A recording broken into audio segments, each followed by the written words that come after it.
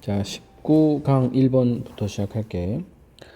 재미있게도 흥미롭게도 자연에서 더 강력한 종들은 가지고 있다. 더 좁은 시야 정도 되겠지? Field of Vision을 그냥 통째로 시야라고 하자. 그래서 강력한 종은 좁은 시야. 일단 체크해 두고 차이. 포식자와 피식자의 차이는 제공한다. 명확하게 하는 예시를. 그래서 이제 여기서 말하는 powerful species가 predator가 되고 아무래도 less powerful species가 prey가 되겠지. 그래서 바로 예시가 등장을 하기 때문에 1번이 더더욱 중요한 문장이라는 힌트가 되겠지. 주요한 특징, 구분짓는 포식자 종을 뭐랑 구분짓는? 피식자 종과 구분짓는 은 존재가 아니다. 발톱 혹은 어떤 다른 특징의 관련된 생물학적 무기와 아닌 거는 중요한 키워드가 아니야. 주요한 특징은 위치이다. 그들의 눈. 아까 이미 얘기했던 포식자는 진화되었다. 눈이 앞을 향한 채로 아니면 이제 눈과 함께 해도 되고 얘는 그냥 따로따로 보는 게 더 나은 것 같기도 해. 눈과 함께 눈을 가지고 진화했다. 어떤 눈이냐? 앞을 향하고 있는. 그리고 그것은 허락한다. 눈이 허락하는 게 아니야. 눈이 허락하는 거면 이 단수 동사를 썼겠지. 앞문장 전체 사실이 선행사야. 그래서 단수. 그리고 이러한 사실은 허락한다. binocular이 원래 망원경이잖아. 그래서 이제 원시가 되겠지. 멀리 보는 거. 해석에는 양안시라고 돼 있네. 양안시. 멀리 보는 거. 제공하는 정확한 깊이. 요거를 이제 원근감 정도면 되겠지. 원근감을 제공하는. 언제? 포식자를 쫓을 때. 반면에 쌍안경, 둘에 초점이 맞춰요. 그래서 양안시라고 하는구나. 두 눈으로 보는. 근데 뭐 두 눈이냐 한 눈이냐가 중요한 게 아니라 원근감, 깊이, 원근감을 볼 수 있게 해준다는 게 더 중요해. 반면에 피식자는 종종 가지고 있다. 눈을. 어떤 눈? 바깥을 향하고 있는. 완문 끝나고 분사구문이야. 최대화하면서 주변적인 정도 보면 될 것 같은데 outlying으로 한번 좀 동의어 써보자. 주변적인 비전. 그리고 그것은 허락한다. 헌티드, 더 헌티드가 사냥되는 이잖아. 피식자를 뜻하는 거야. 피식자가 목적격 보호라서 투부정사야. 감지하도록 위험을. 어떤 위험? 다가오는. 어떤 각도로부터도. 그래서 눈의 위치에 따라서 피식자, 포식자가 나뉘어지고 아까 얘기했던 처음 부분 보면 포식자가 더 좁은 시야. 원근감. 쫓아가서 빨리 잡아채야 되니까. 그래서 뭐 두 가지를 다 해도 되고 일단은 하나만 체크해 둘게. 자, humans have eyes that face forward. 이게 이제 완문이기 때문에 앞을 이제 분사구문으로 가면 돼. 일치하면서 우리의 위치와 푸드체인의 꼭대기에 있는 우리의 위치가 일치하듯이 이렇게 의역해도 될 것 같아. 인간은 가지고 있다 눈을 앞을 향하는. 우리는 가지고 있다 능력을, 깊이를 알아보는. 그 다음에 또 병렬이라서 동사원형. 우리의 목표를 추구하는. 하지만 우리는 또한 놓친다 중요한 행동을. 우리의 주변에 있는 것에 대한. 그래서 8번을 포커스를 잡아버리면 그러니까 7번부터가 이제 인간에 대한 거거든. 7번, 8번을 포커스를 잡아버리면 1, 2, 3, 4, 5, 6이 다 사실은 좀 안 중요한 게 돼버리건단 말이야. 그래서 이제 이 글의 목적 자체가 뭐인지에 따라서 포커스가 달라질 수 있지만 어쨌든 제일 중요한 거는 강력한 종일수록 좁은 시각을 가지고 있다가 가장 기본적인 내용이고, 포커스를 어디 맞추냐에 따라 달라질 수 있지만 이제 인간의 어떤 시야의 특징을 주된 내용으로 잡을 수도 있을 것 같아.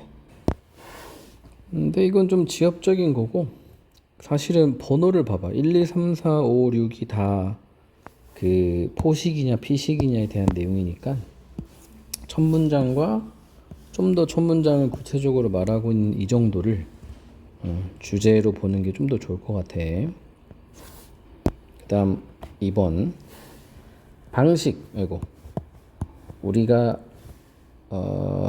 의사소통하는 방식은 영향을 미친다. 우리의 능력에, 뭐 하는 능력? 강력한 그리고 건강한 공동체를 건설하는. 그래서 커뮤니케이션과 능력, 이게 이제 인플루언스가 인과관계를 나타내잖아. 그래서 일단은 크게는 이거라고 볼 수 있지만 이게 좀 더 어떻게 구체적으로 작용하는지를 설명을 해주겠지.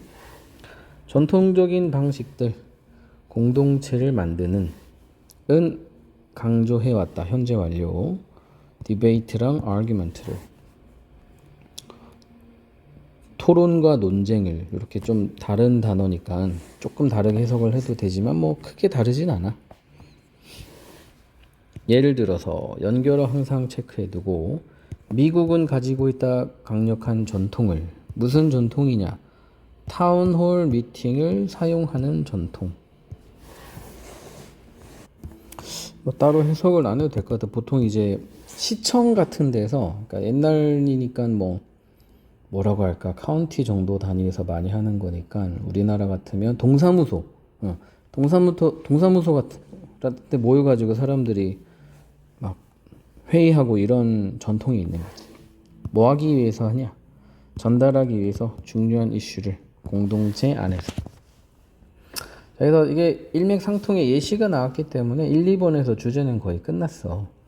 의사소통을 잘 하면 이제 건강한 커뮤니티가 되고, 의사소통을 못하면 안 건강한 커뮤니티가 되겠지.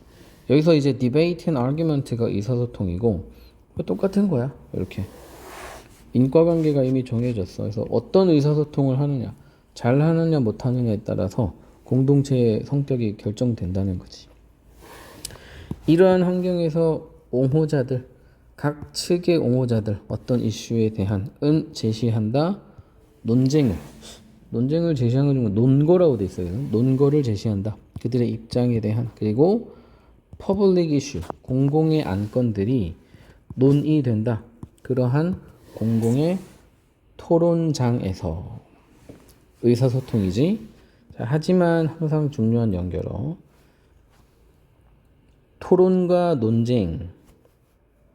이 투부정사 앞에 있으니까 의미상 주어로 보자. 토론과 논쟁이 잘 작용하기 위해서는 뭐뭐 할 필요가 있다. 사람들이 올 필요가 있다. 그런 포럼에 비슷한 가정과 가치를 가지고 뭐라고 할까?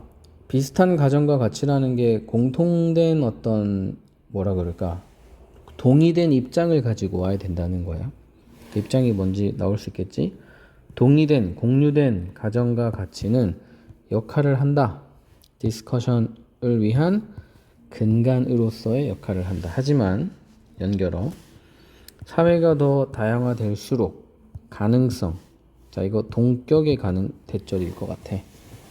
어떤 가능성이냐? 완문이 여기 있지. 그러면 사람들이 공유할 가능성, 가정과 가치를 사라진다.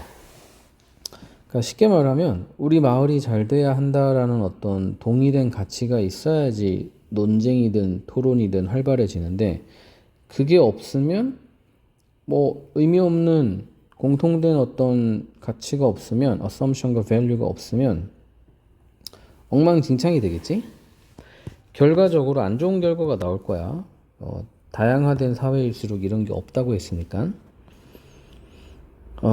의사소통을 위한 의사소통의 형태들, 예를 들어서 논쟁과 토론 같은 이 양극화된다. 그냥 싸우기 위한 장이 돼버리는 거야.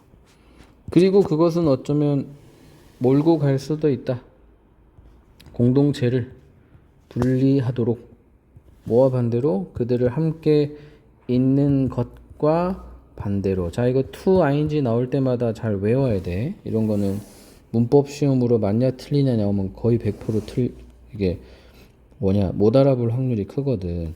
뭐뭐 하는 것과 반대로기 때문에 to ing 쓴다고 이렇게 외워두면 좋을 것 같아. 자, 이 글은 약간 다층적인 측면이 있는데 보면 1, 2, 3, 4까지가 하나의 내용이고 5, 6, 7, 8이 옛부터 시작되는 또 다른 내용이란 말이야. 두 가지를 다 아우를 수 있는 게 좋은 주제고 1, 2, 3, 4는 1번이 대표하고 있지. 주제는 아니니까 다른 색깔로 할게. 의사소통하는 방식이 공동체의 특징을 좌지우지한다야. 그러니까는 공동체를 잘 세우기 위해서는 의사소통이 중요하다는데 해가지고 이제 5번부터 더 중요한 내용이 나오거든. 시그널이 두 개나 있잖아. yet도 시그널이고 need to도 시그널이기 때문에 1, 2, 3, 4를 전제로 한 가지 더 발전되고 있는 형태가 5번이라고 생각하면 돼. 그래서 이런 중요한 의사소통이 잘 작용을 하려면 비슷한 가정과 가치를 사람들이 가지고 있어야 된다. 안 그러면 그런 게 없으면 양극화되는 부정적인 결과로 이루어질 수 있다라는 거지. 그래서 중요한 거는 노란색이야. 항상 좀 부연적인 거는 빨간색이니까 이거 잘 구분해서 그 형광펜 써. 좀 어려운 내용이었고. 그 다음 3번. 우리는 예측할 수 없다. 결과를 스포츠 경기의 이렇게 의역하면 될 것 같아. 어떤 다양한 매주 스포츠 경기의 결과가 스포츠 경기가 다양한 게 아니라 결과가 다양한 걸로 봐야 될 것 같아. 해석적으로. 그래서 매주 결과가 다를 거 아니야. 아무리 강팀이라도 질 수 있거든. 이러한 이질성, 독특함, 유니크니스로 봐도 될 것 같아. 독특함은 이질성이 올 뜻이지만 그냥 독특함이야. strangeness도 되겠지. 유니크에다가 nes. 하여튼 이런 비슷.